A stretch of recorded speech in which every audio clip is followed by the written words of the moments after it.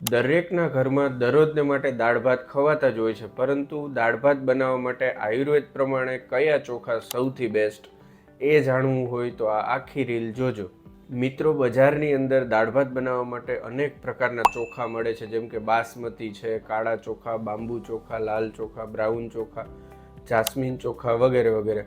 પરંતુ આપણે આપણા સ્વાસ્થ્ય માટે સૌથી સારા ચોખા કયા એ ચૂઝ કરવામાં દર વખતે કન્ફ્યુઝ હોઈએ, કારણ કે આપણને એની કોઈ પણ જાતની માહિતી નથી હોતી.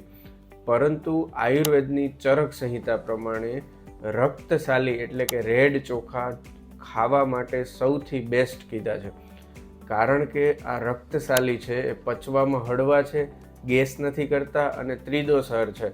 માટે આપણા અને આપણા પરિવારના સ્વાસ્થ્ય માટે જો આપણે દરરોજ દાળ ભાતમાં કયા ચોખાનો ઉપયોગ કરવો એના માટે કન્ફ્યુઝ હોઈએ તો એનો જવાબ છે ચરક સંહિતા મુજબ રક્તશાલી એટલે કે રેડ રાઈસ. નોંધનીય બાબત એટલી છે કે આ રેડ રાઈસને રાંધવા માટે તમારે ખુલ્લા વાસણનો ઉપયોગ કરવાનો, જેથી વધારે પડતા પચવામાં હળવા રહે. સ્વસ્થ રહો, આયુર્વેદમાં રહો.